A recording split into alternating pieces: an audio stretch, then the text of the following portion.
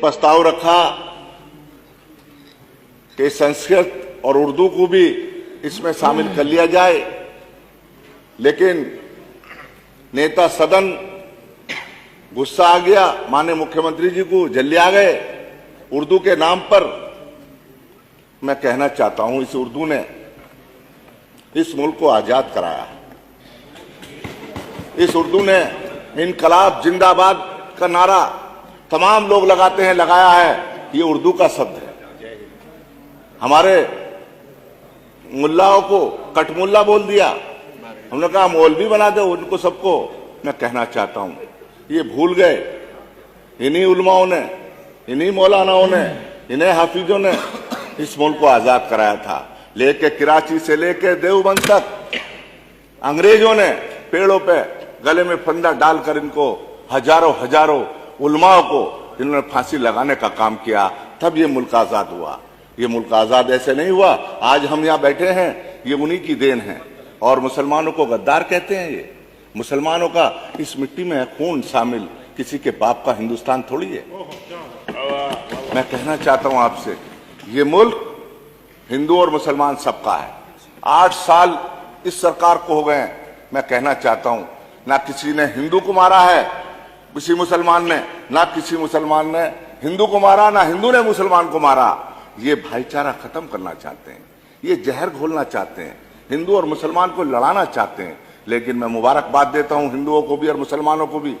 हिंदू और मुसलमान का भाईचारा 8 साल के पीरियड में खत्म नहीं हुआ और ये और मजबूत होगा। मैं कहना चाहता हूं, आज हालात कैसे हैं? घर घर में, गांव गांव में, शहर में जहर घोलने का काम किया। तमाम मुसलमान दहशत और खौफ में जी रहा है। यकीन मानिए, जब घर से निकलता है सुबह को उसका बेटा काम के लिए, तो शाम को वही महसूस करती है उसकी माँ कि मेरा बेटा अभी तक नहीं आया। दरवाजा खोल के झांक कर देखती है कि मेरा बेटा देर हो गई, क्यों नहीं आया। इसलिए डर लगता है उसको कोई थाने वाला पकड़ लेगा और उस पर 4 मुकदमे फर्जी लगाने का काम होगा। 8 साल के अंदर मुसलमानों को क्या दिया है? लाठी दी है, डंडा दिया है, गोलियां मारी हैं और जेलों में डालने का काम माइनॉरिटी के लोगों को इस सरकार ने किया है। मैं कहना चाहता हूं, मुसलमान क्या मांग रहा है आपसे? 8 साल के पीरियड में क्या मांगा है? और उसने एक चीज मांगी है, ना रोजी मांगी, ना रोटी मांगी, ना नौकरी मांगी। वो कह रहा है कि हमको जीने दो, कमा के अपने बच्चों का पेट भरने दो। ये मुसलमान ने मांगा है। अरे इतने सब्र से बैठा है, ये भी इनको बर्दाश्त नहीं हो रही। मैं कहना चाहता हूं, ये सब्र, हमारा सब्र तुम्हें खाक में मिला देगा। हमारे सब्र का तुम्हें असर नहीं मालूम, हमारा सब्र तुम्हें खाक में मिला देगा इंशाअल्लाह। मैं कहना चाहता हूं, हमारे सरफिरेज जज्बातों को कैद कर नहीं सकते, हमारे सरफिरेज जज्बातों को कैद कर नहीं सकते। क्यों हवाओं के लिए आप जंजीरें बनाते हैं? मैं कहना चाहता हूं, आज हालात क्या है? मेरे जनाजे पर यारो मोहब्बत लिख देना, मेरे जनाजे पे यारो मोहब्बत लिख देना। हमने बुनियादों के पत्थर हैं, हमें घर से निकाला जा रहा है। मैं कहना चाहता हूं, आज क्या हालात कर दिए मुसलमानों के।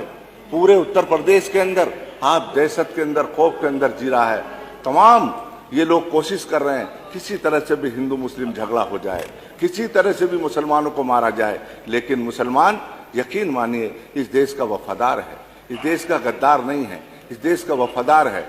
इस जब जब जरूरत पड़ी है, सन 71 का देख लीजिए, हिंदुस्तान पाकिस्तान की जब जंग हो रही थी तो वीर अब्दुल हमीद ने पाकिस्तान के टैंक उड़ाने के बाद अपनी कुर्बानी देने का काम किया। ये किरदार है मुसलमान का। अभी कुंभ का मेला भर रहा था इलाहाबाद के अंदर, कड़ी सर्दी हो रही थी, कड़ी सर्दी हो रही थी, तमाम बहुत कड़ाके की सर्दी पड़ रही थी।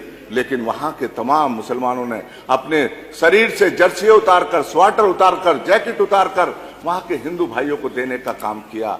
अपने दरवाजे खोल दिए, अपने मस्जिदों के दरवाजे खोल दिए, मदरसों के दरवाजे खोल दिए, अपने इमाम बाड़ों के दरवाजे खोल दिए, मुसाफिर खानों के दरवाजे खोल दिए, अपने घर के दरवाजे खोल दिए और हिंदू भाइयों को अपने घरों में बिठाने के बाद सेवा और खिदमत करने का काम वहां के मुसलमानों ने किया है। मैं कहना चाहता हूं आपसे, आज हालात कैसे बना दिए, ये मुसलमानों का किरदार है। और ये हमको कहते हैं मुसलमान के नाम पर चिढ़ रहे हैं, मुसलमान के नाम पर गुस्सा आ रहा, माननीय नफरत सदस्य आ रही है समराइज उनके कर नाम पर। लीजिए, स्थानीय कोई प्रॉब्लम मैं- तो बता दीजिए। मैं कहना चाहता समय हूं- आपका खत्म हो गया। मैं उर्दू ज़बां हूं, हिंदी मेरी दिल की धड़कन, मैं हिंदी की जान हूं, मैं उर्दू ज़बां हूं। बहुत बहुत धन्यवाद। Thank you.